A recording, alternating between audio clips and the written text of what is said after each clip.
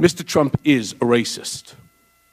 The country has seen Mr. Trump court white supremacists and bigots. You have heard him call poorer countries shitholes. In private, he is even worse. He once asked me if I could name a country run by a black person that wasn't a shithole. This was when Barack Obama was president of the United States. And while we were once driving through a struggling neighborhood in Chicago, he commented that only black people could live that way.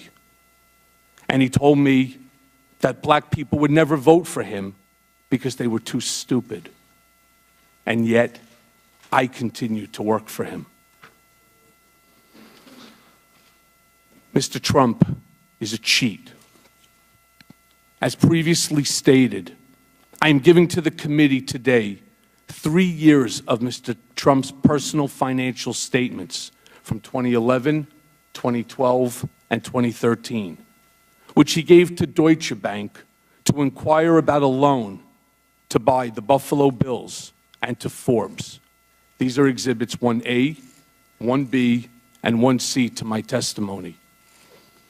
It was my experience that Mr. Trump inflated his total assets when it served his purposes, such as trying to be listed amongst the wealthiest people in Forbes, and deflated his assets to reduce his real estate taxes. I'm sharing with you 2 newspaper articles, side by side, that are examples of Mr. Trump inflating and deflating his assets, as I said, to suit his financial interests. These are Exhibit 2 to my testimony. As I noted, I'm giving the committee today an article he wrote on and sent to me that reported on an auction of a portrait of Mr. Trump. This is Exhibit 3A to my testimony. Mr. Trump directed me to find a straw bidder to purchase a portrait of him that was being auctioned off at an Art Hamptons event. The objective was to ensure that this portrait, which was going to be auctioned last, would go for the highest price of any portrait that afternoon. The portrait was purchased by the fake bidder for $60,000. Mr. Trump directed the Trump Foundation, which is supposed to be a charitable organization, to repay the fake bidder, despite keeping the art for himself. And please see Exhibit 3B to my testimony. And it should come as no surprise that one of my more common responsibilities was that Mr. Trump directed me to call business owners, many of whom are small businesses that were owed money for their services, and told them that no payment or a reduced payment would be coming. When I asked Mr. Trump, or when I told Mr. Trump of my success, he actually reveled in it.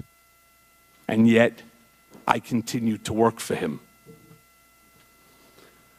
Mr. Trump is a con man. He asked me to pay off an adult film star with whom he had an affair and to lie about it to his wife, which I did. And lying to the First Lady is one of my biggest regrets because she is a kind, good person, and I respect her greatly, and she did not deserve that. And I'm giving the committee today a copy of the $130,000 wire transfer from me to Ms. Clifford's attorney during the closing days of the presidential campaign that was demanded by Ms. Clifford to maintain her silence about her affair with Mr. Trump. And this is Exhibit 4 to my testimony. Mr. Trump directed me to use my own personal funds from a home equity line of credit to avoid any money being traced back to him that could negatively impact his campaign.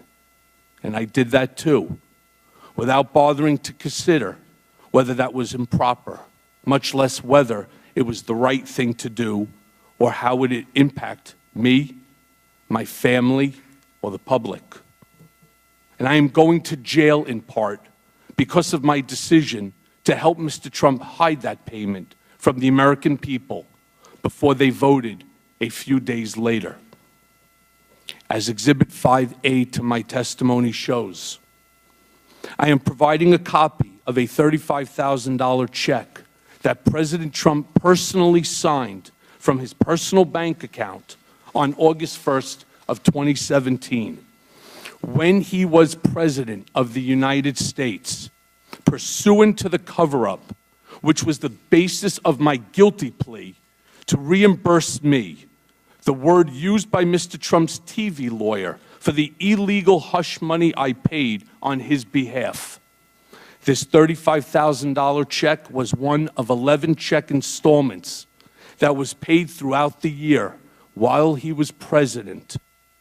Other checks to reimburse me for the hush money payments were signed by Donald Trump Jr. and Alan Weisselberg. And see for that example 5B. The President of the United States thus wrote a personal check for the payment of hush money as part of a criminal scheme to violate campaign finance laws. And you can find the details of that scheme directed by Mr. Trump in the pleadings in the U.S. District Court for the Southern District of New York. So picture this scene. In February of 2017, 1 month into his presidency, I'm visiting President Trump in the Oval Office for the first time, and it's truly awe-inspiring. He's showing me all around and pointing to different paintings, and he says to me something to the effect of, "Don't worry, Michael, your January and February reimbursement checks are coming." They were FedExed from New York, and it takes a while for that to get through the White House system. As he promised, I received the first check for the reimbursement of $70,000 not long thereafter. When I say con man, I'm talking about a man who declares himself brilliant, but directed me to threaten his high school, his colleges, and the college board to never release his grades or SAT scores. As I mentioned, I'm giving the committee today copies of a letter I sent at Mr. Trump's direction, threatening these schools with civil and criminal actions if Mr. Trump's grades or SAT scores were ever disclosed without his permission. And these are under Exhibit 6.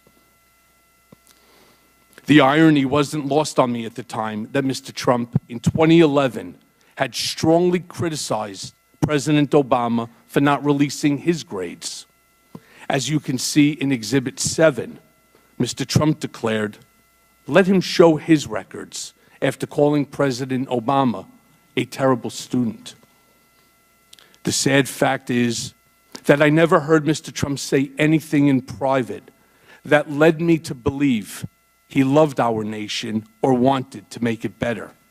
In fact, he did the opposite.